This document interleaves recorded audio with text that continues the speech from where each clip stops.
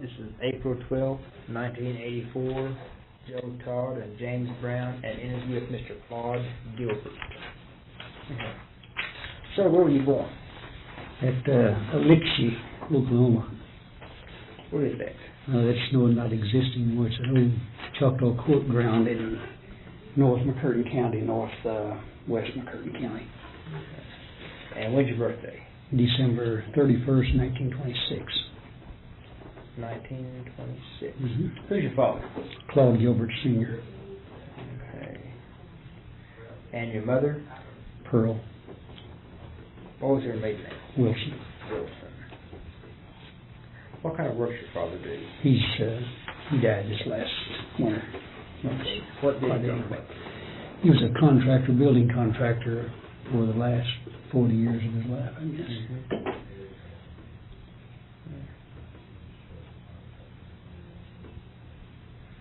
Okay, how big was, what did you call the name of the town? Elixir.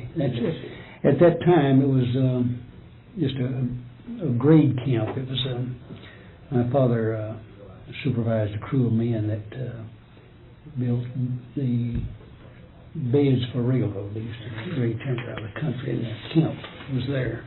The grade camp was there when I was born, and after it moved on, there was nothing there. There's nothing there now. Okay. So it's a grade camp? Grade, yes. Called a grade camp. What railroad did he work for? It was the Choctaw Lumber Company. It's a private system they used for bringing timber out of the mountains. Is that like Dirk's?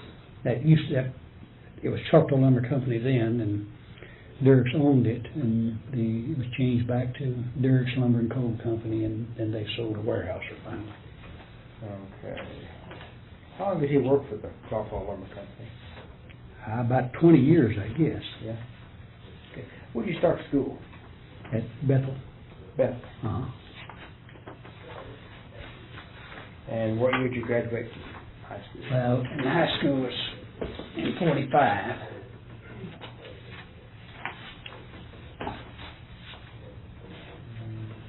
Okay. How long have you been studying the Choctaw culture? Most of my adult life, always had an interest in it. Now, I heard that you're a storyteller.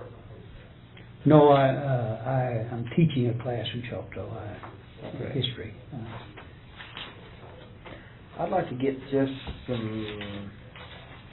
a quick history of the Choctaws. I know that's not a good question. I don't know how to phrase that. Well, maybe the origins of the Choctaws. There's legends. There's two principal legends about Choctaw. One is the migration legend, people coming from the west and following a leader with a staff or that you would stick in the ground each night, and usually the stories has a medicine bag on it as well. And each one would be leaning toward the east, and they followed this for 43 years, and finally it stood upright in Mississippi, and they waited for it to give other direction. And one of the stories tells of it dancing and burying itself into the ground at Naniwaya. This is the Choctaw capital. And then, of course, the people then took that as a sign that that's where they were to stay. The other story, which is common, particularly with the southeastern tribes, is that the people came up out of the ground at Naniwaya and laid on the side of the hill and dried.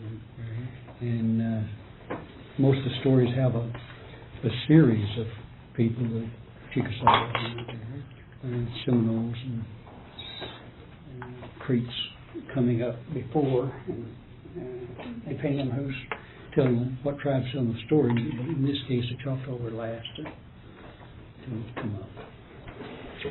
In the migration story, where did the Choctaws start the migration? There's a lot of theories that the story doesn't have a beginning place. Many students of Choctaw history think of Central America and well, basically Central America. And there's not a lot of credit to that assumption. There's some, I understand there's some Choctaw words that are similar to the Maya dialects. What language group is Choctaw? Muscodian, I guess you'd call it.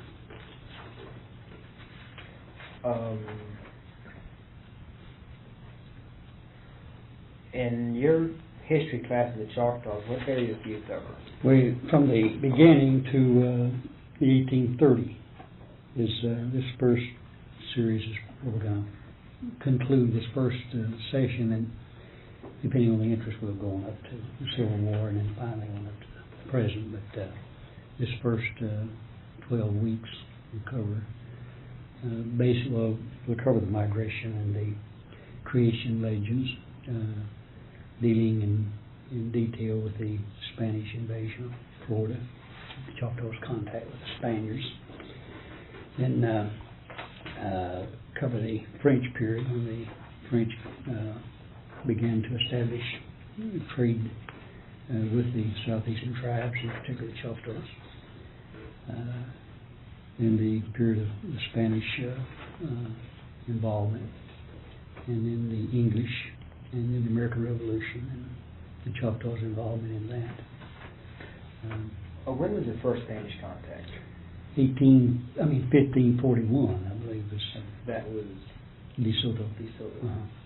Yeah, he came up from the western coast of Florida and contacted all the southeastern tribes, and the Choctaws at Mobile,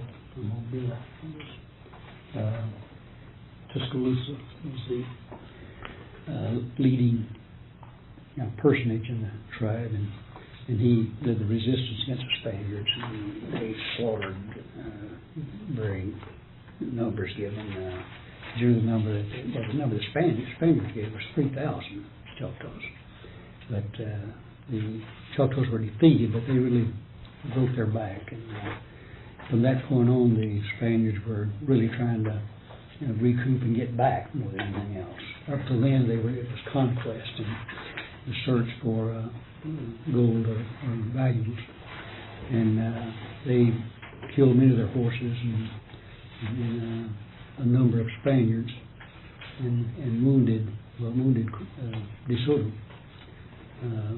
killed a number of his officers, and I think there were 8 arrows that they hit De Soto himself with. And there's conflicting stories by the Spaniards as to what happened to Tuscaloosa. One said he and his son were killed, and another says that his people, some of his aides, forced him to retreat and get out of the town. It was a wall-fortified Choctaw town. And I believe there's 5 different Spaniards that had first-hand information, left writings of the expedition, and some of them were anti-De Soto and very critical of him, and the more detailed writers was the king's secretary that gave a real full account. He was very complimentary about De Soto. But that was the first Choctaw contact with Europeans. Why was the Spanish bent on conquest? The nature of the Spaniard and the nature of the time. They were, just conquered Mexico and the Aztecs and Central America, South America, and Spain then was one of the leading countries in the world for exploration, and was one of the most powerful at that time. And it was structured for conquest. That's what why was it structured this way? Well, it developed after the problems that were finally settled about I'm not certainly a 300 or 400 year civil war before these smaller groups finally came together and established the Spanish crown, and they were so powerful and so experienced in war because of this long conflict that they were just almost impossible to beat. There's no one in the country. 600 years, that seems much too much, but it was a long generation after generation of the principal activity of young men, was war. And after the wars were stopped, and it continued for a period in and I can't think of the name of the area of Spain. They still had this division in Spain, but anyway, they were in conflict in a civil dispute, and probably deals with Castile. Right. Yeah, that's what when it was Castile. Castilians are very fair-skinned. The king was Castilian, I believe, and but I think that's that's natural. A warlike people, the people who for a number of generations have done nothing else, and all the values were measured by success at warfare. This is a little off the subject. A friend of mine at OU is from Arabia, and he said the Caliph of Madrid had a library with over 1 million volumes in it, and he's an extremely wealthy, powerful man.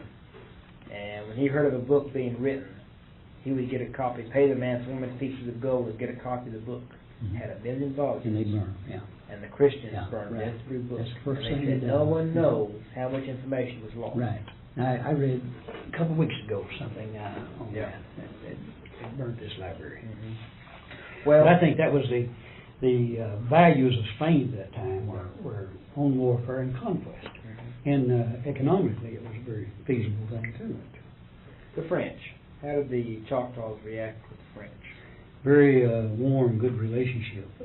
When was the switch from Spanish to French? I'll have to think a minute. Actually, Spain had a claim which they didn't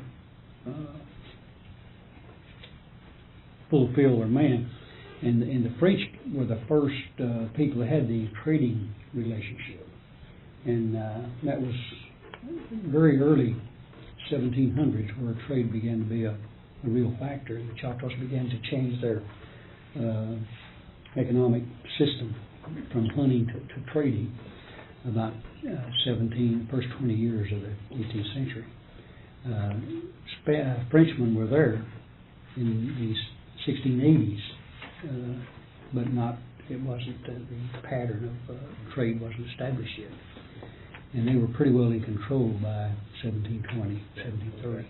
I was going to ask, do you have any information on Tuskaloosa?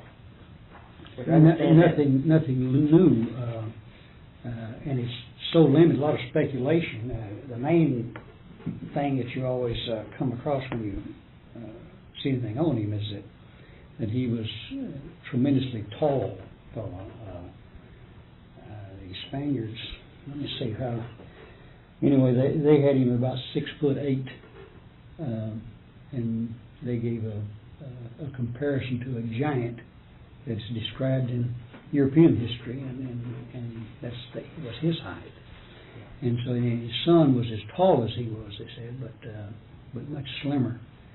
And Tuscaloosa was quite young himself, and that's Black Warrior. Yeah. Now I heard that. Now was he unusually dark? Were all the Choctaws? Now I don't think that. I don't know. You know, there's a difference in the complexion of the people related to from one district to the other, even though it's very close geographically. There seems to be a difference, and I'm not sure that his complexion was where the Black Warrior name came from. I don't know. I've never read anything on it or seen anything as to how he got his name.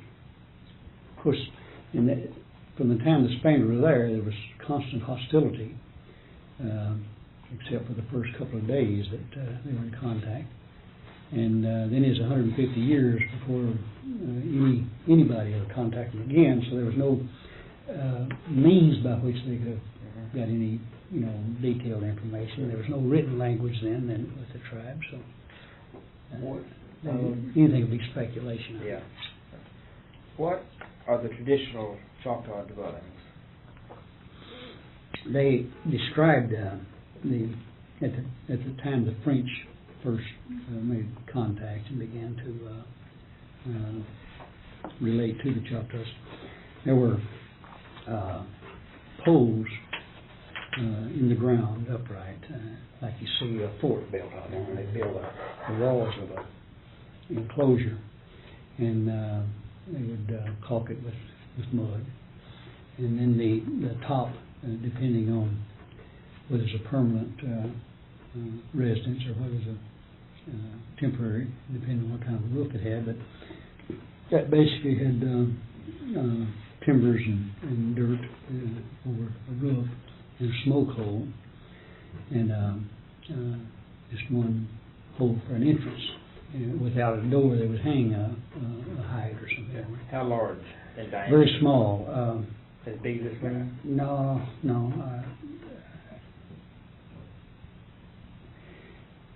8 by 8. I believe it was 8 by 8 that this guy described this particular one. Kind of wattle and daub construction? I suppose, yes. Yeah. And they had, the only thing inside, they had a cooking fire or heat or whatever in the center, and they slept in hammocks, and which I guess was a North American invention or something, because many of the tribes had them.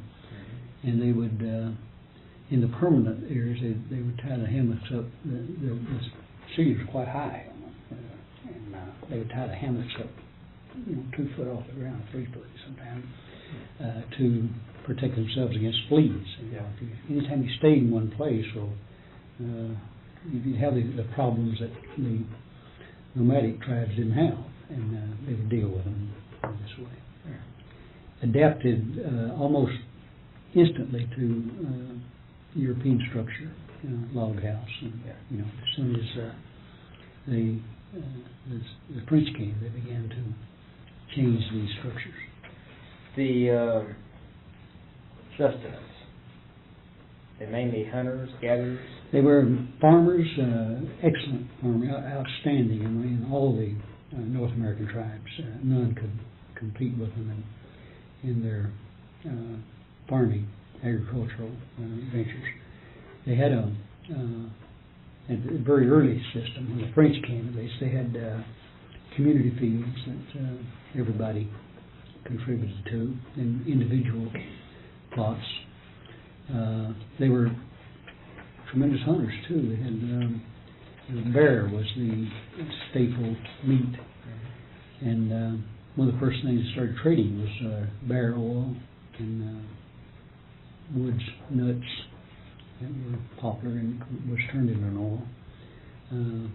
Furs and of course corn and corn primarily was because they could store it. The Choctaws had a system of preserving corn that evidently the neighboring tribes didn't utilize, but the Choctaws, I don't know, it was simply a floored structure up off the ground, ventilated with space so you could breathe, much like they do in Nebraska and now.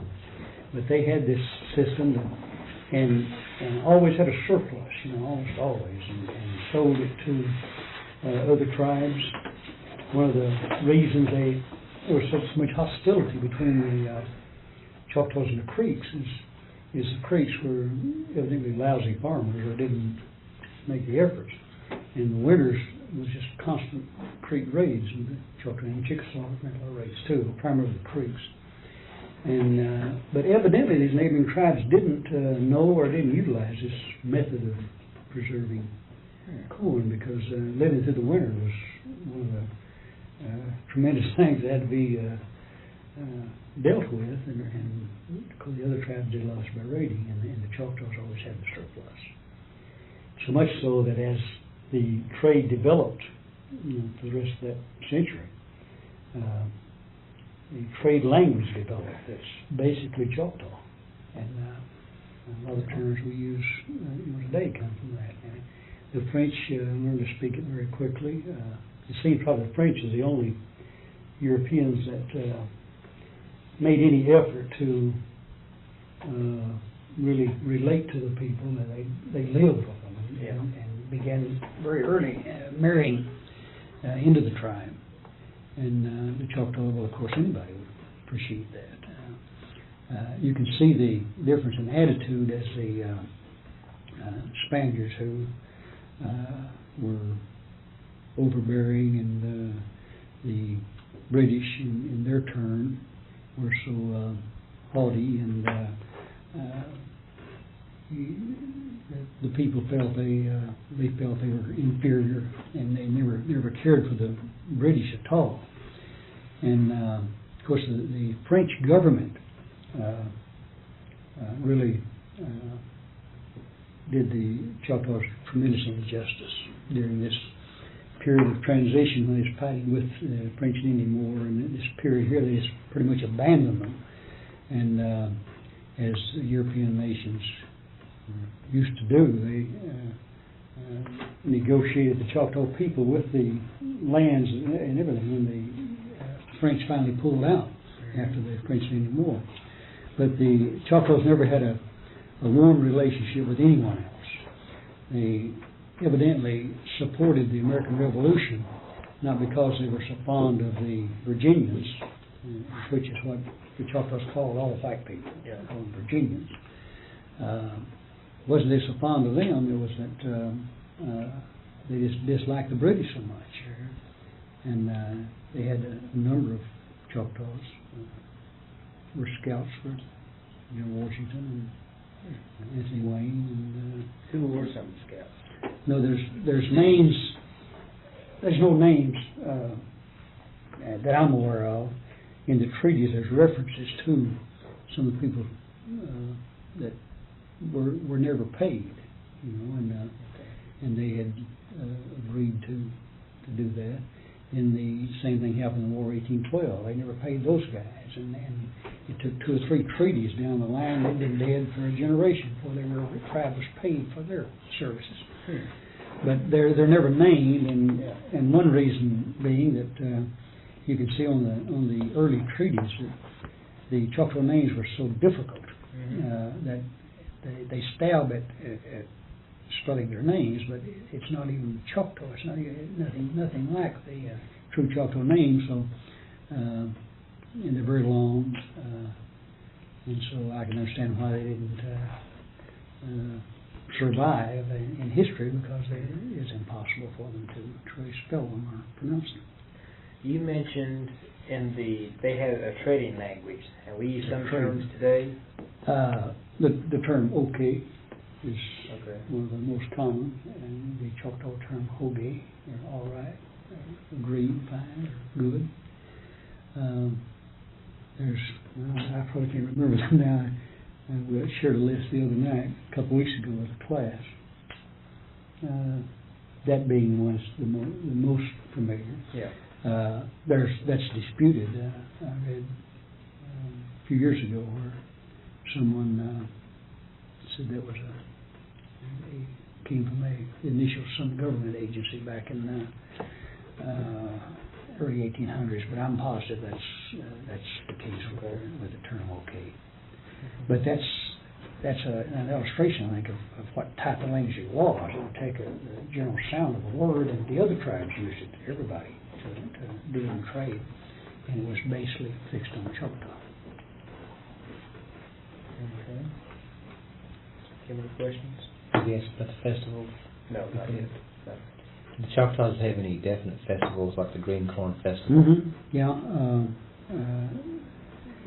We know very little about their festivals or dances, because the missionaries were so critical these things, and this all took place within about 10 years, all the removal and the Christianizing of the tribe. And the church was so critical of not only the dances, but the dress and everything else, that they just abandoned everything. And the removal, too, the shock of the change. But they had a number of dances, and there's some that have been recreated. The green corn dance, I think certainly all the southeastern tribes had this. And there was festivals in the spring and festivals in the fall. But we don't have a detailed description of any of these. I think the Mississippi Choctaws maintained a few of the dances, and I assume that's where we got our understanding of what it was from, because some people don't know. What is the Green Corn Festival? It's a celebration of the ripening of the corn, and it's in abundance again after very difficult winters, which were always terrible. And it was at a time when the corn was ripe. It wasn't, it wasn't cured. It wasn't hard, but it was kind of like in a roasting your state, And certainly all the 5 tribes that survived had this, and it was a celebration. Is in the old legend of the migration. It tells in some detail about having the green corn dance when they plant their seed, and the first one, because of the scarcity had been on the road for all these times, and the scarcity of the corn, they didn't eat any of it. And usually this is when they really have big feasts, and it's a very, very happy time. And but it tells about saving the seeds, coming here rather than eating any of it, but they still observe the green corn dance or festival. In different periods in history too, it had different emphasis on it. Sometimes some periods it lasts for 4 or 5 days, and other times it seems to be a matter of 1 day or maybe 2. So just like any society, you change the emphasis you put on things over long periods of time. What's the origin of the stickball game? Beg pardon? The origin of the stickball game? The southeastern tribes have always played it. Of course, everything has a beginning, but I'm not aware of a history of its beginning. It was the most important activity, more important than raids and wars and land disputes. As a matter of fact, at times disputes were settled with this game. And of course, the cross is an offshoot of the southeastern stickball. I was going to ask, why would they play a stickball game? You mentioned to settle a dispute. Well, they used it, so I don't think that's what it was developed for. It was just a thing that required all the talents and attributes that were admired by the people at that time. And this was a way of utilizing these, and it was so popular because it was a very rough game. Involved everybody who wanted or to be involved in it. It wasn't a limited number. You'd have several hundred if you wanted to. Required courage, endurance, tremendous endurance, and we admire football for all these same reasons, and not as enthusiastically as the Choctaws did the stickball. But I think the reason it was so popular would be because it utilized all the admirable characteristics that a person would have. Now they had the pole. Mm-hmm. Now there's 2 or 3 very ancient descriptions, but I think the most valid, and probably the one lasted longer, it too has changed. Everything changes. And I'm sure that writers in different periods were describing it correctly. It just, but generally and most often what you read is two poles, about 6 or 8 inches round. One side is flattened or smoothed off and hacked away. They're bound together to make you about a foot flat surface. And then the idea being then to strike that with the ball, to strike this flat surface of the goal. Now Catlin has a painting, or a couple of paintings of Choctaw stickball, and he has the goal with the upright. There's painted, and this is first hand, but I don't think Catlin can be trusted too much. He liked great painter, great writer too, but he liked ceremony. He liked color, so he put feathers on the Choctaws when they shouldn't be there. Poles bound together was the longest lasting method when it was most popular. When did one side win the game? They would set a predetermined number, and sometimes it'd be 2 or 3. So they play, all day, and maybe be 4 or 5 scores maybe. And this seems to have varied at different periods in history, the number of goals that were required. And it was so important that, and so dangerous, and they put so much into it, that some periods in history they had some rules against playing against the same district, playing the same Ixos playing against each other. They would match the things with another district or somebody who wasn't that close, because usually there were 1 or 2 people killed, and always a number of people injured in a matched game. There was no rules, that the elixir, the medicine man, whatever, would toss up the ball and get out of the way, and you couldn't carry weapons on the field, and that's about it. You're supposed to throw the clubs and use them as weapons. Women would run on the field with a stick and hit the guys to make them try a little harder, and everybody was in it. Everybody got involved. But it's extremely dangerous.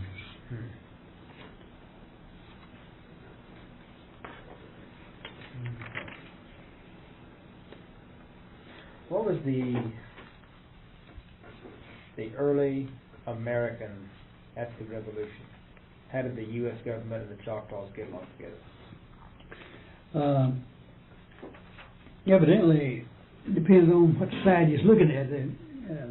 In 1886, the first treaty was made with the Choctaws.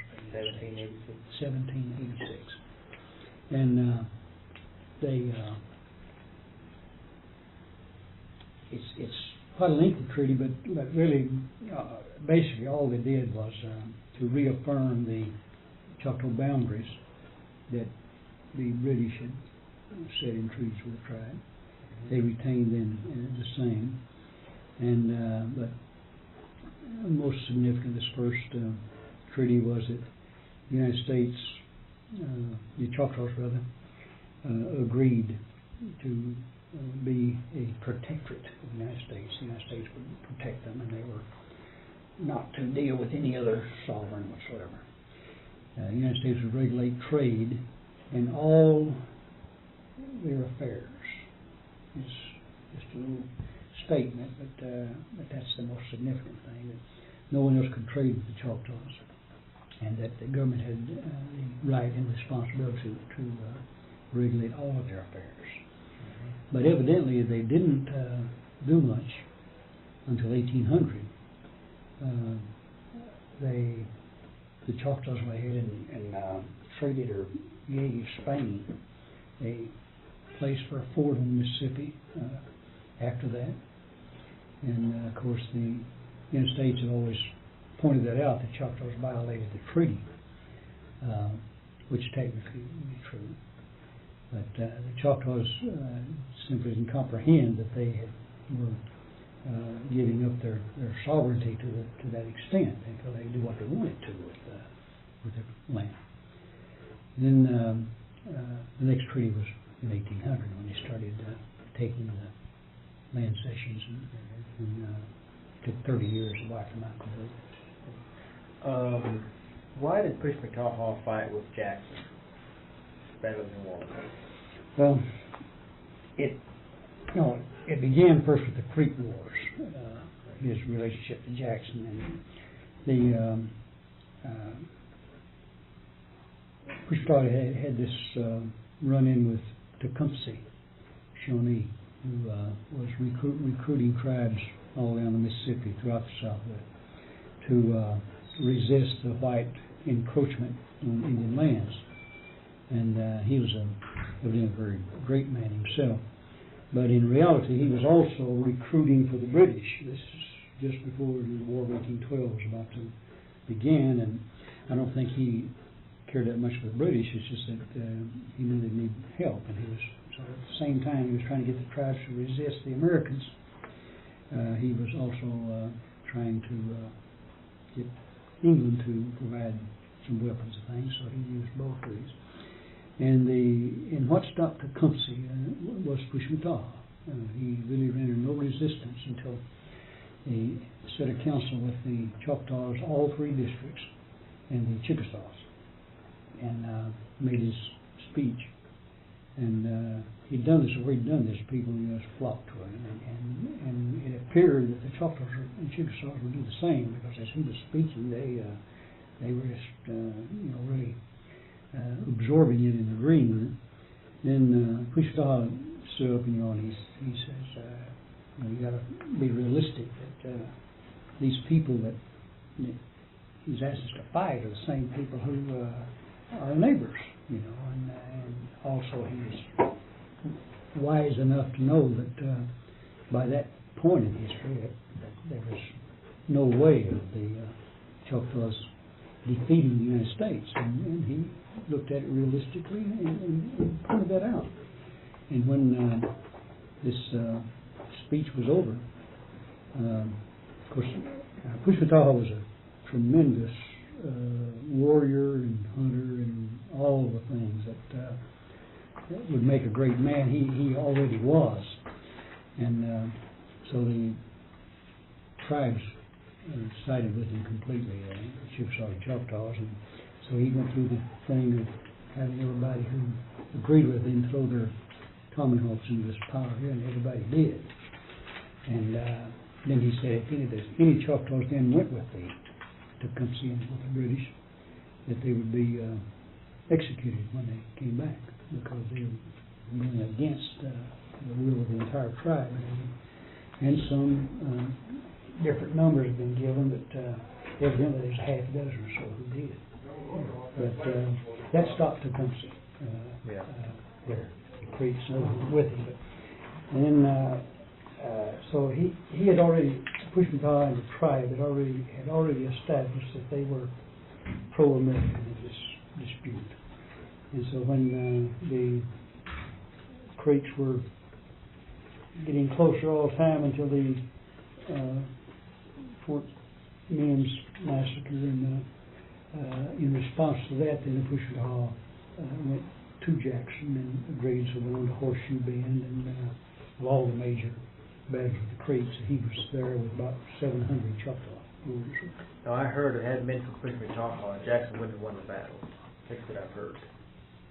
I don't know. I don't think. I don't know. There's no detailed account of the Choctaw involvement. Just mentioned that the Choctaws were in relationship with the rest of the army. That was probably going a little too much to say, because that was a real major battle. The war was over, but still no one knew it. It was still a major battle involving a great number of troops on both sides. And the number of Choctaws, I don't think would be decisive. And I think had that been the case, there'd be more detail in their activity about it, although they certainly played a very important role. And as they did at Horseshoe Bend. Now Jackson might have lost that fight with the Indians because the Indians are the one that prevented the Creeks from withdrawing and reforming. The Choctaws were around the river banks, and they couldn't retreat after the initial attack until because the Choctaws were at their back. Now they might have lost that battle, had it not been for the Indians. And I think New Orleans, there simply wasn't enough in number to be that decisive. I would think.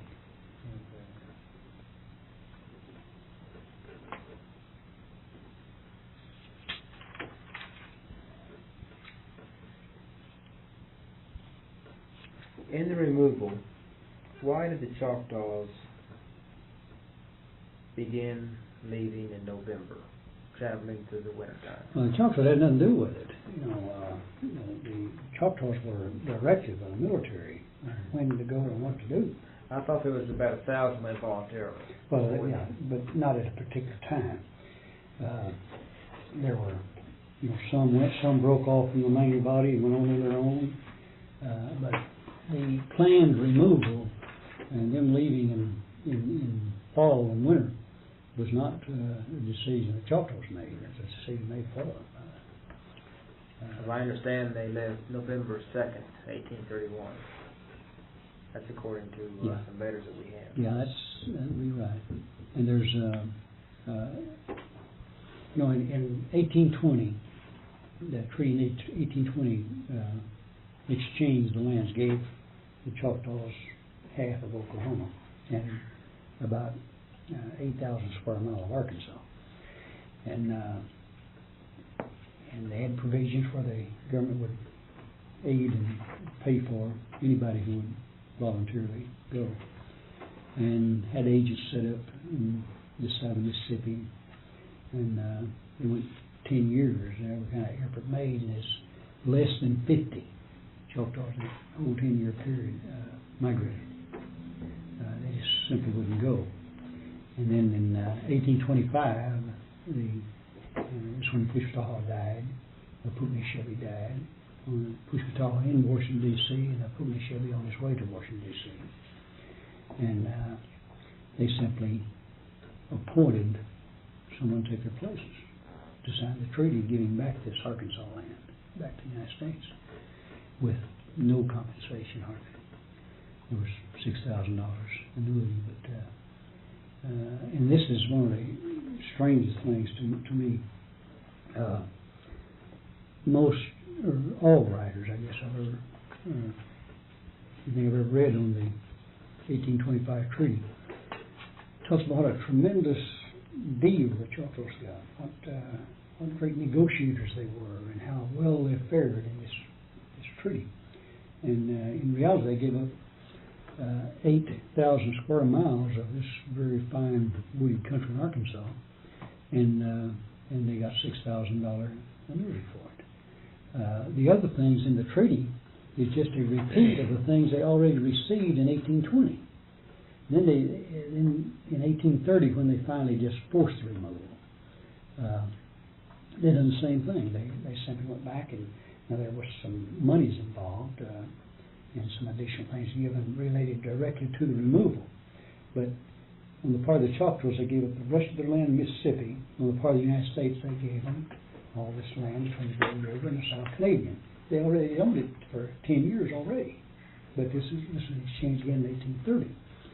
And the reason the Choctaws finally went was not by the threat of the military. The fact that Mississippi passed a law taking in the Choctaw Nation as part of the state of Mississippi and putting them under Mississippi law. And they appealed to Washington, and the Supreme Court ruled that Mississippi could not do that. And Jackson was president, of course. He said, Marshall was the Chief Justice of the Supreme Court. And he says, Marshall made that rule, now let him enforce it. He just flat refused to permit the ruling to stand. And so the Choctaws saw they were undone. They simply were not strong enough to resist militarily, and they couldn't live under Mississippi law. They knew that. And so the only choice left open to them was to migrate. How many Choctaws migrated? And this number varies somewhat too, but I think the soundest figures would be about 13,000. And there's one reference, of course the other day had it 19,000. I know there wasn't that many, but I think about 13. Up here at I've heard it pronounced Tamaha or Tamaha. That's where the boats landed. That brought people from Mississippi. Any way to find out who the first people were that came by boat? No one came, all the way by boat into their final destination. Most just came up the Arkansas ways and disembarked there in Arkansas and walked on. There's a history of the first steamboats that were loaded with the Choctaws, and some just took them across the river or down the river. Some come much further than others did, and depending on the condition of the river and condition of the boats. And one of the boats blew up on the dock, and one boat was tied up in near Fort Smith for 2 months, and people were freezing to death. They had no clothing, anything. And how come it was tied up? Ice, ice and low water. He was waiting for high water where they'd go, and there was a young captain on the boat, and the children particularly had no clothing, and the adults very little. But in the hold was their blankets and all the things that was to be issued to people when they arrived. And the commander, boat captain, refused to issue it. And this young captain got drunk, unfortunately. We got nerve enough to do it, and he went in with this weapon and threatened to kill him unless he issued these blankets for these people. And he was drunk enough that the guy knocked him down, took his weapon away, and threw him overboard. And then he was led to court-martial and thrown out of the army. Who was he? I've got I don't recall his name. There's 2 outstanding incidents. That was one of them, and I have his name somewhere. The other one was there was a group of Choctaws got split off from the main body and wound up down in Louisiana, and it was freezing, ice storm. They were without food, and they had struck a couple of settlements. The people wouldn't assist them, and they were dying. And word got to the main column, and there was a lieutenant that, in violation of his orders, went all the way down and found them and gave a note to the storekeepers and bought food and government vouchers and fed them, and got them back into the main column, and he was court-martialed for giving this note, a government note. Oh, sure. I'm sorry, I don't have them. I have these in some notes. Was he thrown out of the army also? No, he was court-martialed, I think, and disciplined. I don't think he was thrown out, but the captain was thrown out.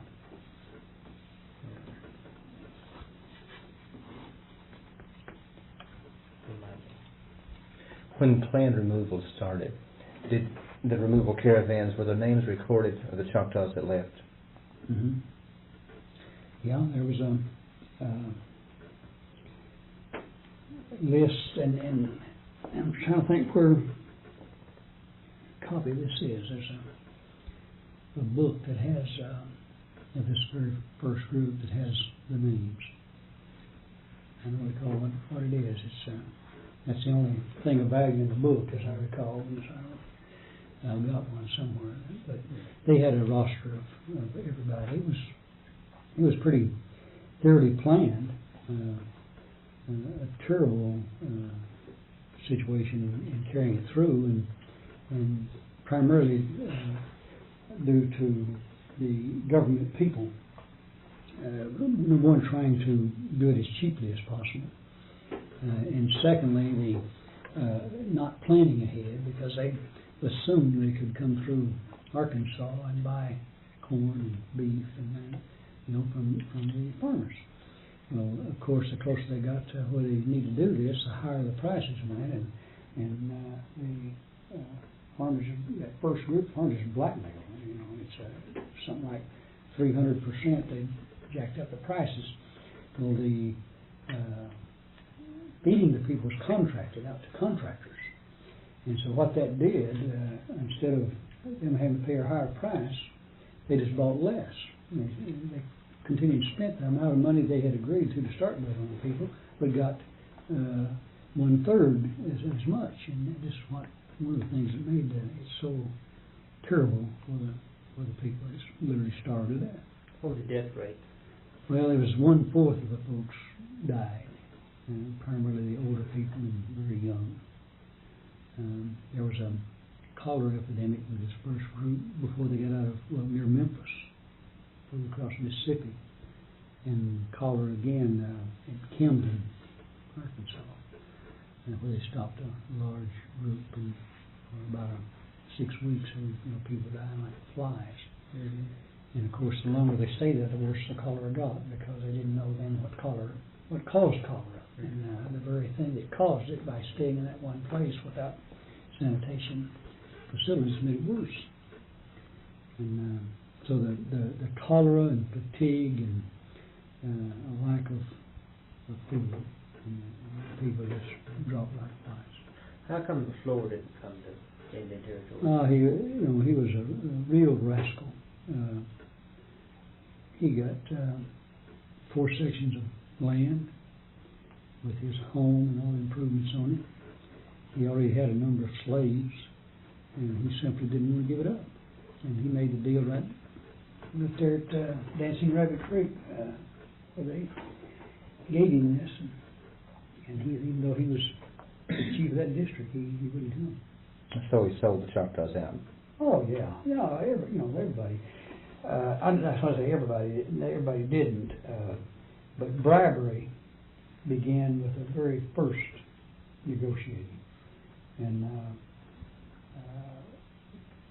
not being a system that used currency in the way the whites did. It's understandable why guys like Pushkataha accepted $500 and $150 a year. Mushulintavi and Puknishevi, who was the strongest anti-American faction in the whole tribe, Puknishevi, and even he accepted it as a gift.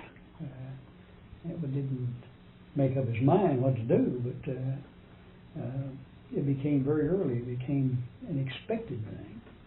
Of course, guys like Flora, he was well educated and well informed. He knew what the economics of the thing was, and he simply didn't come. He made deals. He tried to take over the entire tribe, and almost it was the beginning of a civil war. And he had, in my thinking, he had no feeling whatsoever, for the people. Nothing. They were inferior. He thought he was, something great. His home there was it Malmaison? I believe so. That's his home? Yeah. That burned, didn't it? I believe so. Yes, it did. R.M. Jones. He signed the 1830 treaty, and he got a reservation or allotment of land in Mississippi that he sold, and then came on. Now, evidently was an outstanding person mentally. He was sharp as a bee, and after before they left Mississippi, he was had to be a pretty influential person, a pretty important person, or he wouldn't have signed the treaty. But after coming, he just developed the whole Red River bottom here into plantations and steamboats, and so he's a very outstanding fellow. Was he the richest Choctaw? Oh yeah, by far, I suppose, I'm sure. How big was Rose Hill? It varied, and of course the method. See, the until shortly before statehood, it wasn't surveyed, so it decreased and increased at different periods, because depending on, I guess, what he's going to develop at a particular time. But it ran, thousands and thousands of acres. How big was his home? Well, I've seen, pictures of it. To the day, a huge mansion, very beautiful, big pillars, and only 3 stories. When was it destroyed? It had a fire that destroyed, I believe it's destroyed and rebuilt once, and then it's finally destroyed again shortly after statehood, I believe. But he was his influence or his presence was felt more during the mid 1800s. He was, of course, had some 500 slaves, and he was really the pro-Confederacy person of the tribe. He was the leading spokesman of the Confederacy, and had a great deal of influence. Even the chiefs were conscious of this and were very careful to deal with him, But he was really an outstanding person, and somehow fared very well after the war. How come we don't hear that much about him? He don't always look good in when you're talking about him, or reading about him. I think his qualities were that of a businessman and ability to make money. And of course, that's not particularly a virtuous thing, especially in a system that was a communal system, and where that wasn't the thing that one succeeded. That wasn't the thing that made you important in that kind of a system. Now, if he had been in a system such as ours is now, then he would have been an important man. It would have heard all about him. But that just wasn't the important thing to the Choctaw people, making money or building plantations or river boats or whatever. Just as he was a really good businessman, really sharp fellow. Do you have any other particular stories of the removal? The hardships? Just the basic ones, and they're just told over and over again. What I mean, they happened over and over again to just about everybody. And there's it would take some figures to share it where you can understand it, but I think the important thing about the 3 removals is they did each one of them differently. The amount of money involved was different on each one.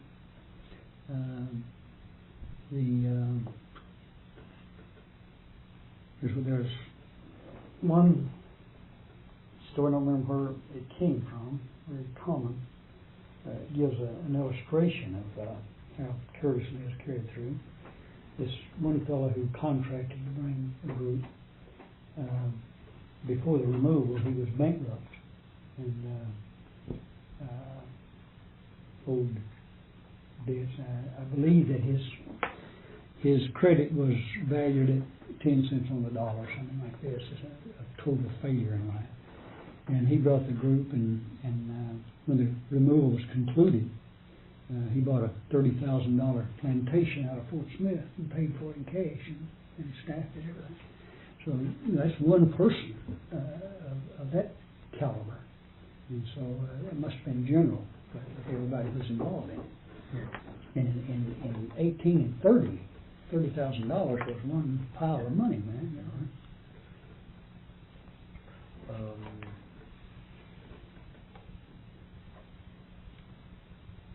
Did the early Choctaws have any kind of a calendar system? Oh yeah, we got a calendar in '82 with the Choctaw lunar year and names of each month. How did it work?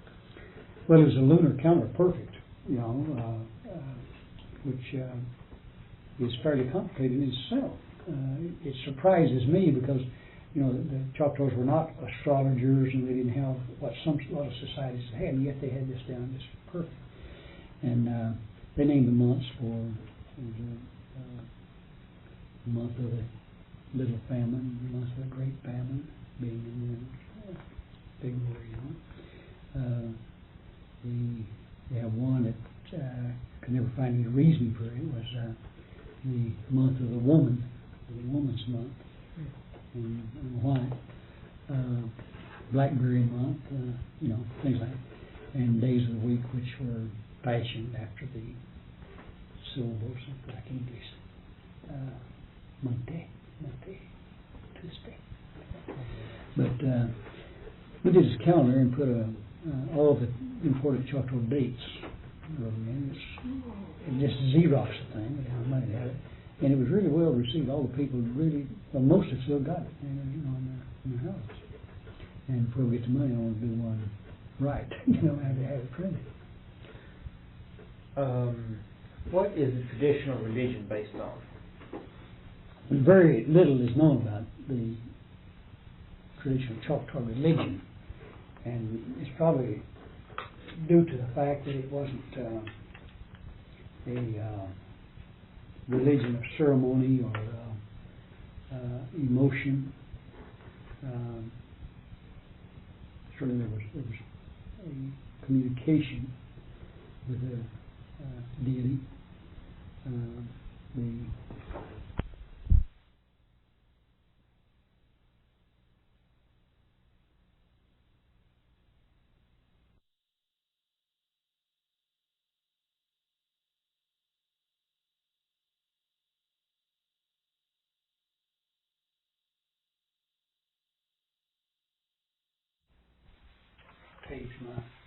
My wife just sold a radio shack. She's run it for 18 years, so I've got plenty of tapes and tape players. That might be interesting to take one and listen to it, see how it sounds like. Well, we have a lot of history now when we get it down. Well, anything else? You can go on.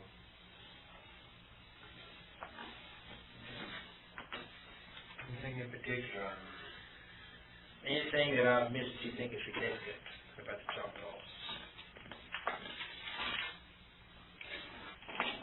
Probably not. It's something that, just off the top of your head, but one of the things that's most significant is the development of constitutional government and the way they went at it. And after a first kind of a stumbling effort in 27, in Mississippi, it didn't work out too well, but immediately after they got here, they made it work, patterned it after the Mississippi Constitution, and then improved on it. And when they, in 58, when they, the first attempt, to structure the one principal chief, how they handled this to avoid really a civil war that almost broke out, compromising and dealing with it in a very realistic way. And they've done this all the way through. In the 1860s, this is a tremendous instrument that worked almost perfect until they claimed it was no longer in existence. But, why did the Choctaws go from the sub-chiefs to council? Go from the sub-chiefs, the district chiefs, to just the one chief now? They did this in 1860. So they had district chiefs up until 1860. They still had district chiefs, but in 1860 the new constitution was written, and it had a principal chief. And originally it was to be more district chiefs, but a lot of division. And really the district chiefs didn't have the authority any longer. But actually the tribe, it's been like 3 tribes almost, always, historically. And the district was really important. The only time they really came together was in times of emergency or danger of the tribe, and they would deal as a whole. But this one thing the government did successfully was to use that system against the people. And they didn't negotiate with districts, and this way the people saw themselves. And so in these first four treaties that got 10 million acres of land, they did it by using the upper towns and upper districts, and took all of this land, almost all of it, in the southern district.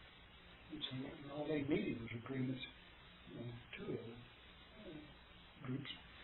And so they used that and recognized the structure as being having that weak spot.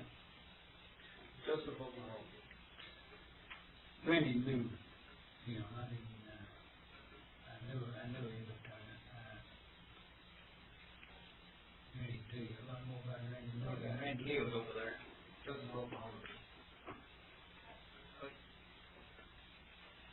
I've heard stories back in World War I. Mm-hmm. He was born up around college. He was born right around Bethel. Dixon. And came and joined the Army. And I've never heard anybody talk about his younger life, only after he came back, some of the things that he did.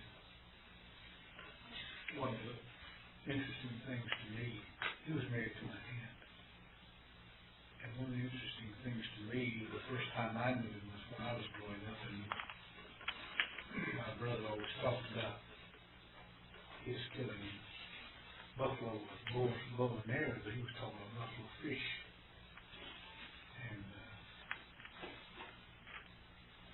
this was something of interest to me. He drank a whole lot during those days that we know back latter part of the 30s and early part of the 40s. And one of the things that happened at one time in our era was a young fella who I guess was described as being kind of a half-wit. Got mad at his grandmother who was rearing him and threw a fork, and it was on these big headwoods. You remember those big round handles? And it stuck her above the eye and it killed her.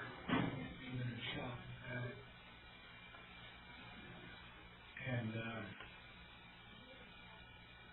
they had someone going hunting for him when they found out that it happened, and he happened to be in the woods there, and there were quite a few men there, and someone in the group said, why don't we send Joe to get him, because we always heard about his holding down his machine gun nest for 2 or 3 days out there in no man's land and everything like that. And he said, no, I won't go. And I said, why not? He said, well, when I was in the war, none of these people were crazy. So I could understand how they were feeling. And I knew how to scare them. Because I knew how they felt, because they were just like me. But this man, he's different. His thinking is wrong, so I'd be afraid of him. Mm-hmm. Which was rather, I don't know. It's always impressed me that he was thinking along those kinds of lines. But he was, his wife was very, very kind. He was a kind man. His wife was very, very nice to us. Of course, aunts were always very close to your family. But other than that, everything's already known about his being the second most decorated soldier of World War I. One thing that I've always thought of within myself was this, that this was the first time the Indian tribes had a chance to come in together, fighting the same enemy at the same time with the very same weapons. And though the Choctaws had not been known as warriors, as historians say, as defensive fighters, that out of that war, and there were like the Mohawks who went in and declared, because they weren't citizens yet of the United States, they declared war against Germany. We had groups like them who were always thought of as being great fighters, and then it becomes Choctaw, who becomes the second most decorated and a very brave person. And so, Why didn't he get the Medal of Honor? of course, nobody here knows that, I don't think, and I can speculate because I'm not knowing at all. Yeah.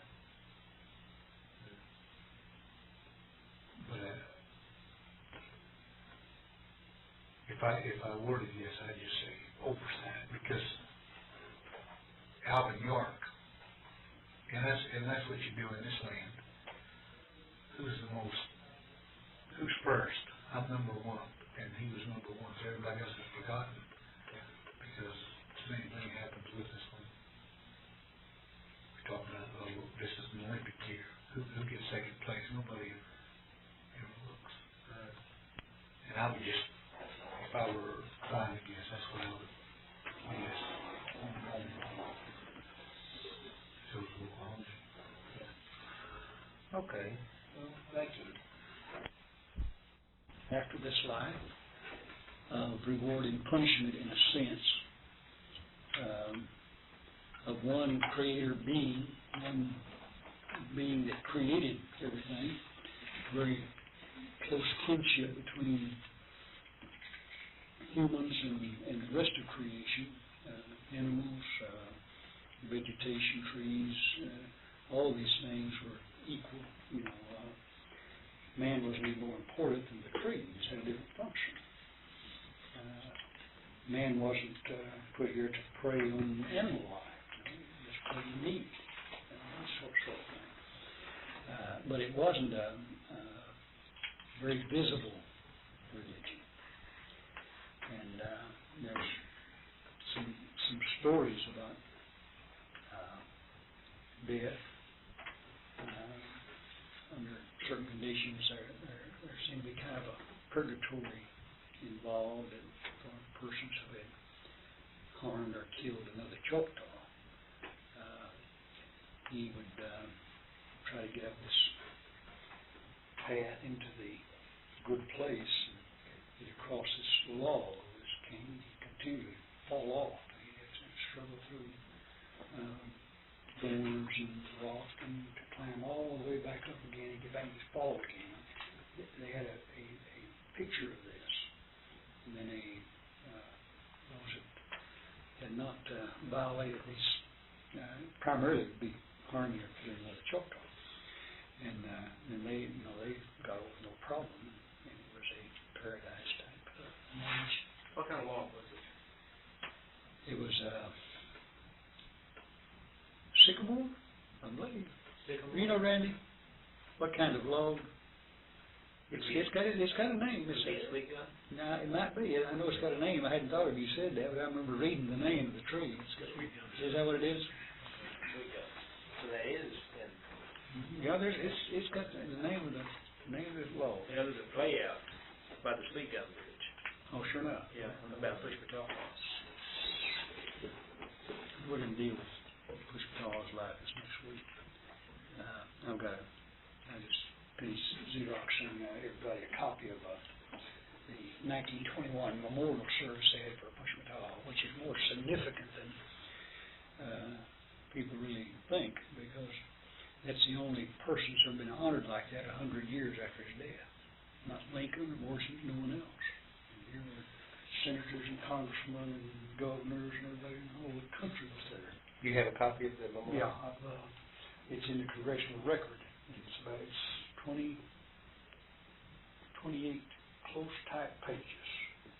The whole, it's everything, even the prayers. How can we get a copy? I'll be glad to give you a copy. I just got through. I got it 20 years ago and typed it on an old typewriter, and I didn't have time to retype it. It's in the congressional record, you say? Mm-hmm. Congressional record. What date does it record? It was in March. I don't recall the exact date, 1921. And I've got a copy of the house. And in fact, I don't know, 30 copies. That's my average class. So I'll be glad to give you one. It's really all the stories, references to Pushpataw are covered in these speeches. I don't know of anything that I've ever read about him that wasn't touched on in this observance. Does he have any descendants, Pushpataw? I'm sure. Are they unknown? Yeah, I don't think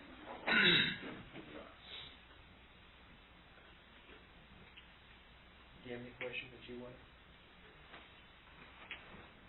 we already argued about everything you've ever come up with. You got 10 or 12 tapes there and all that. Takishi was the name I was trying to think of. Takishi. Yeah.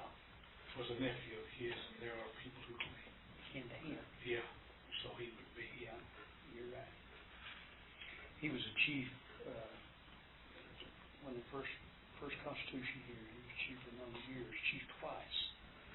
I wrote an article about him several years ago. Got some mail on here a couple months ago. At least 2 years. He was kinfolk. No, they didn't say that. I got a letter from a lady last year that wanted to know how Molly's daughters got land in Mississippi, so she was kin to them. In 1853, after they took this 4 million acres in the southern part of the nation, for no reason at all, just come out and says, and there's 5,100 acres set aside in this cession of land for these two ladies, Sophie and somebody, the daughters of Molly, the Choctaw woman, their half was. And this lady wrote and wanted to know how they got that land because she was kin to them. That was in 1805.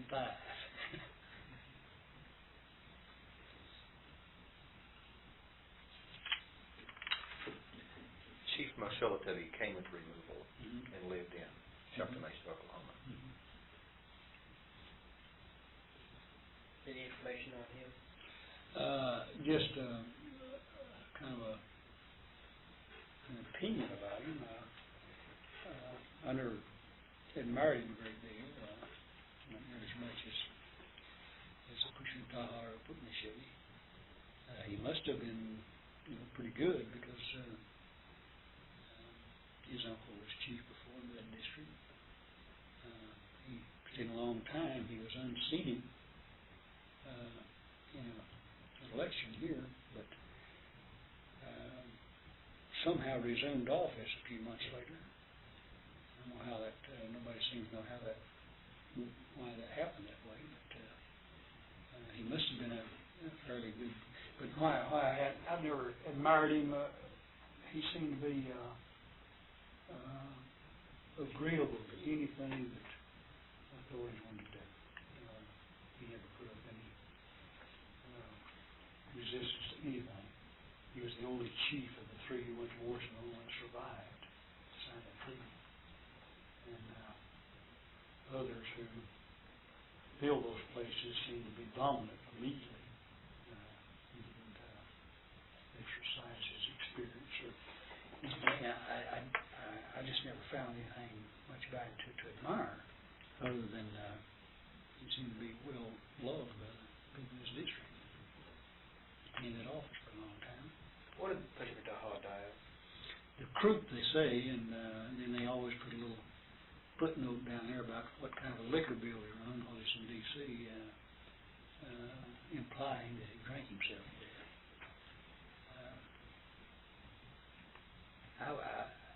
I have a odd feeling about the death of both those guys. Whom shall be dying on the way, who would have put up the greatest resistance to that 18th factory, which we thought I said straight out, there's no more tree, we can give up any more land. And Washington was the only one that hadn't committed himself. And both those people died quite quickly. Wichita got sick in 2 days, he's dead. And Chevy was supposed to have fallen from a bridge, supposed to have been drunk, and fell from the bridge on the abutment and killed him in Kentucky.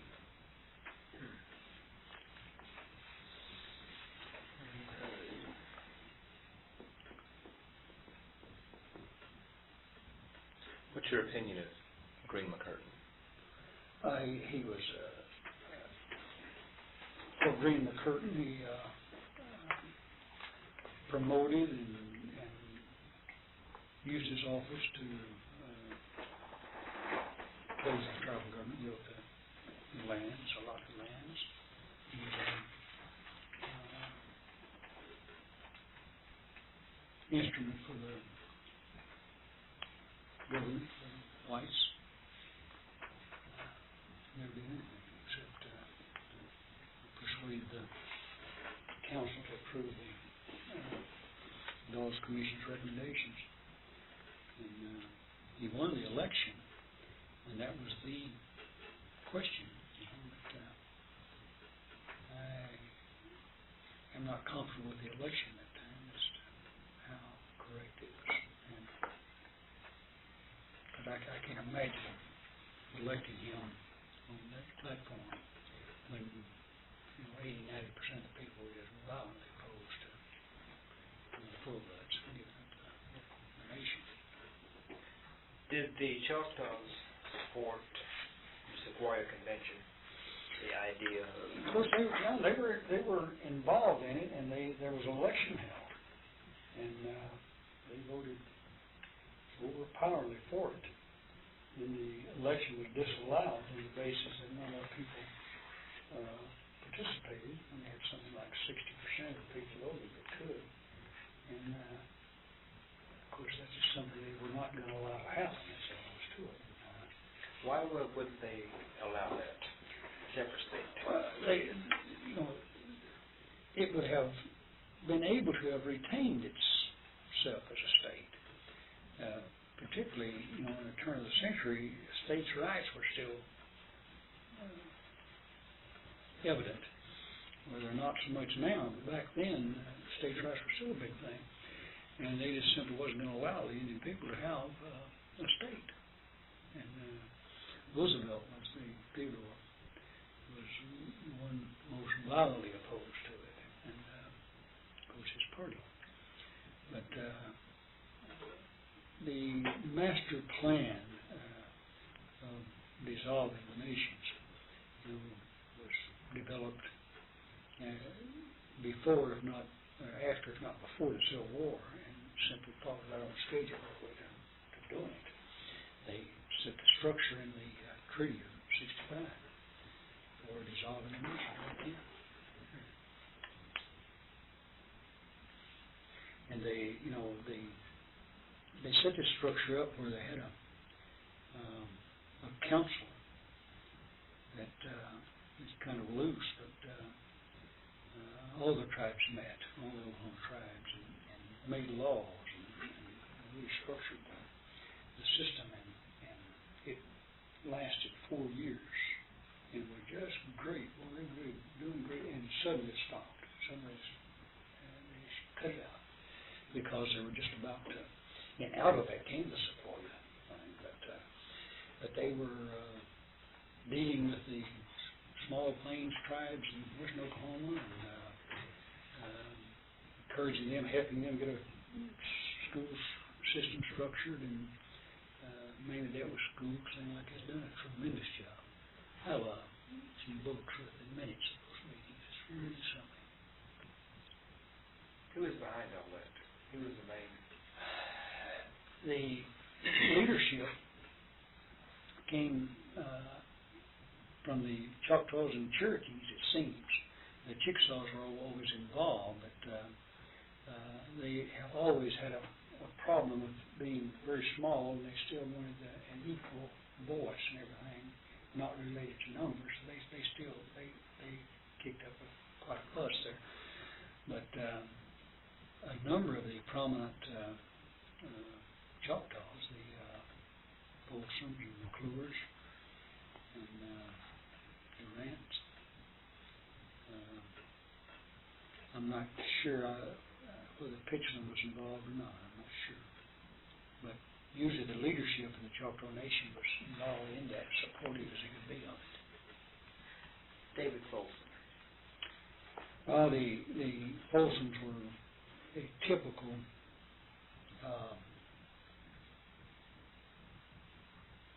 half-breed family. Began with in Mississippi. One of the first trading houses was given to the Englishman Folsom. He married the Choctaw woman. His boys were born and were educated. And there's some question about how educated. Generally, they say they all were well educated, but a couple of them signed some treaties with a X mark rather than their signature, so I don't think it's quite as universal as implied. But then they'd always been quite wealthy, always in leadership roles from the very beginning. And same thing true with these others, the Flores and the Durants and Pitchlyn. See, John Pitchlyn was an interpreter. He signed as a witness the treaty of 1786, signed the 1800, and this the 1801, 1802. He signed every other treaty made to the removal. And in 1805, and I think it's significant because what you were saying is typical of these half-bloods. In 1805, the tribe owed $48,000 to the trading houses. See, Thomas Jefferson drew a plan, outlined a plan in 1780s, 1790s, I guess, for the removal of the tribes. And his plan was followed all the way. And one of the main things he did was say, get them in debt as deep as you can and then demand payment. Well, in 1805, that's what he did. They owed $48,000. And so they took this nearly 4.5 million acres of this rich delta bottomland in the southern part of the nation. And they didn't give them the money. They put forth $50,500 they paid for this land. And they dictated in the treaty that $48,000 would be given to the traders, trading house, pay off the debts. The remaining $2,500 was to be given to John Pitchlyn for certain losses he'd sustained in the Choctaw country and to express their esteem for him. And so this is way back in 1805. And so this is the kind of rascals were there, and their sons were the ones that run the tribes. Is that related to Peter Pitchlyn? Oh yeah, that was his daddy. John Pitchlyn was his daddy. And Peter was worse than John was. Peter took off and hid up in Washington through the war, and spent all of his time and all the tribe's money the rest of his life on the net proceeds thing, trying to get money, but they had to agree to give him 1/4 of it himself if they ever got it. And he was involved in 2 or 3 things like this, getting funds that was owed the tribe, but it's always a big hunk of it went to him. He was the most self-centered Choctaw leader I know anything about. Peter Pitchlyn, he was a rascal.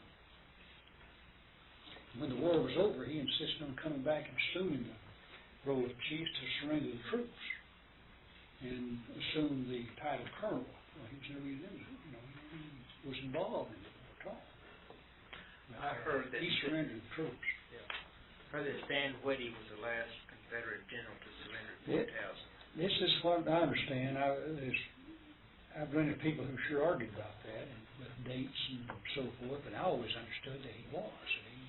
It was the last Confederate general. I heard it was July of '65. Mm-hmm. There were some pockets of Confederate troops, I think, may have give up after that. And I would think certainly he was the last general, or last organized body of troops, really. The Choctaw Brigade, the Civil War. It existed throughout the war, and it was kind of like a 60-day enlistment thing. It was up and down, different people in command of it. Probably the most significant thing and shameful thing that took place was their involvement in chasing the Creeks into Kansas. Mauled them and slaughtered them all. Battle of Round Mountain. Yeah. Where is that located? It's up south of Tulsa, I believe. I have a map. It's got the location. There's an old man I interviewed in Bartlesville. He's an old guy, lives up there. They said back in the 20s, you've been to Bartlesville? Mm-hmm. Well, just outside of town is this mound. That's what it's called, the mound. Mm-hmm. The water tank on top of it. Just north of that, they found this crescent-shaped area that was full of native bones, everything, from the Civil War period. Mm-hmm. And he tends to think that is the site of the Battle of Round Mountain. All I know about the exact site, because there wasn't town references or anything, is on the maps, Oklahoma history maps that locate all the battle sites in Oklahoma, different periods. And I guess it'd be very difficult to pinpoint the exact spot. Well, I think the marker is down by Stillwater. Mm-hmm. Mm-hmm. Of course, the flag they carry is in the Historical Society of the Choctaw Brigade. Mm-hmm. I mean, questions?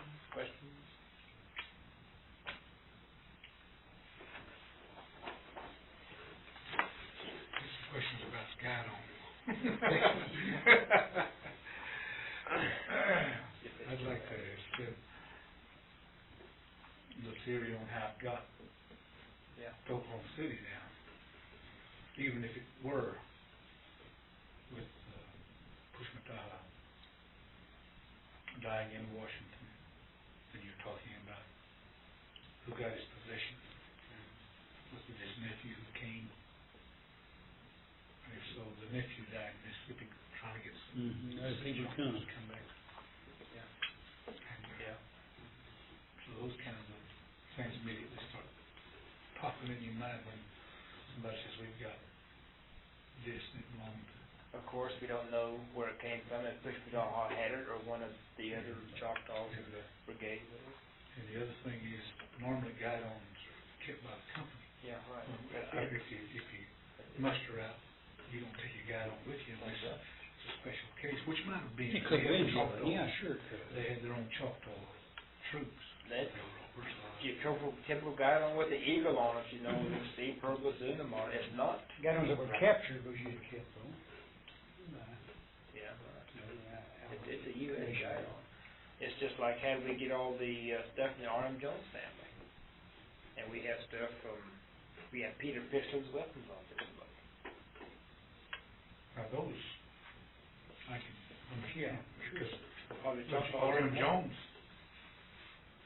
when he died, his wife left, she didn't want anything. And immediately they fought over everything that was there. One of his sons did kill one of the foremen or records keepers at one of the gins around Durant. Of course, they executed him. So,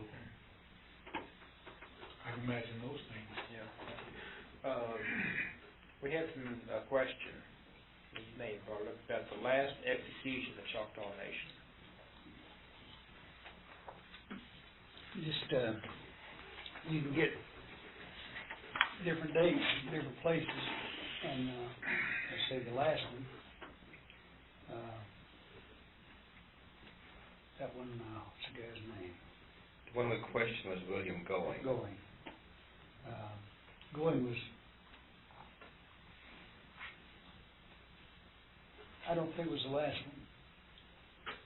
What the heck's this guy's name? That he's married to a white woman. He was 65 years old. And, dang, I've got a clipping home with his picture, her picture. Anyway, it was supposed to have taken place in, what, 1902? And Gordon was in 98. And both the stories say this was the last execution. They say this latter one was illegal because they executed him after a judge, a federal judge, who made him to do it. And I've heard that argument put forth that that was because it was illegal, or even was the last legal execution in Choctaw Nation. But I think that the old guy married to the white woman. He married her after he was sentenced. And he married, she's really young. I was talking to a girl in Dave Canadaby's office over in Hugo, and she mentioned it was one of her great uncles or something was sentenced to die in 1907, I think. And he went off, got his affairs together, came back, and it must have been after statehood because the law was changed. And They changed the law. Actually it started interference in with Choctaw law and carrying through with it. Began with Parker, Judge Parker. Yeah. And he just undercut nearly everything he could. It was his opinion that there wasn't any such thing as a Choctaw Nation or any Indian nation. It was his personal opinion.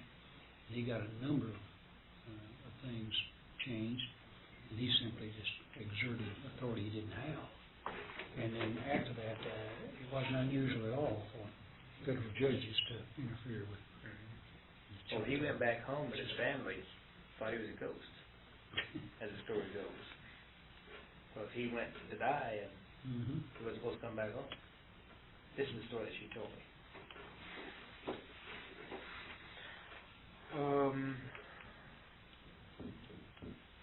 What aspect of the Choctaws do you respect the most?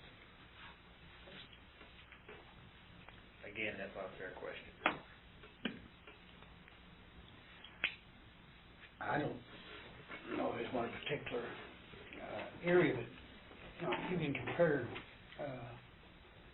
Choctaws as a whole historically with all the other tribes, and there's heads over in all areas, in education and the period, including the Cherokees. They outdistanced the Cherokees, in my opinion, in constitutional government, in the way they functioned very, very early in Pushtaha's time, when they could have been matched with settlers anywhere as far as civilization, structure, and everything was concerned. They would have outdistanced the frontier people altogether. And I think to illustrate their progressive spirits and attitudes and abilities was immediately they began to utilize their annuities, for schools and education, and they saw the future more so than any other tribe, and were willing to put everything they had into it. It's no small thing to take an annual income that was distributed to each individual person and to get everybody to agree to put this in a fund for schools. If they done it today, and, we wouldn't do it. We do it now because we have to with taxes, but if they kind of say, hey, let's all take our incomes and put it together here so we can educate our children, it wouldn't work that smoothly, even now. And they did it in a time where they're supposed to be still in a savage state, And Jackson, Washington and Jefferson, including Jackson, all felt or stated the tribes couldn't be civilized. They simply could never live next to white people. And this was basically why they said they had to be removed. But I think they've shown this real progressive spirit for the good of the whole tribe, more so than any other tribe I've ever read about. And that's still a reality. Go in our little Indian communities, and you see a community, a spirit for the welfare of all the folks there. And it just gives you a good feeling. You want to be a part of it. How long have you been teaching Choctaw history? No, this first course is tough. Where are you teaching? Here. In high school? Yeah, it's an adult night class. And I've done a little writing for the church publications for a number of years. Who are most of your students? They're about half Choctaw and half white. And they include some Choctaw people who have a problem reading. And they include some intellectuals. You ever tape your classes? No, I haven't. We have people from the museum here, and people from Big Tree over here who are interested in Choctaw history. We're short people, very much interested and involved in it. But I was surprised that half is Choctaw and half is white. I felt it would have to be directed at one or the other, and we're going to try to see, which way to go with it. And but it's pretty evenly split. And I guess this is about our 6th or 7th week, and we're all back. It went really much better than I expected it to. That's good. How or why was this class developed? Just, Randy developed the first one, I guess, in Betty, and then just a general need for it, I guess, or some interest expressed in it, and we thought we'd try another one, see if the interest was there, so we've continued with it, and probably after the 1830 period, if they want to, we'll probably go ahead for another 12 weeks and cover the removal and establishing a constitutional government here. How often do you meet? Once a week, 2 hours. You ever thought of taking your classes?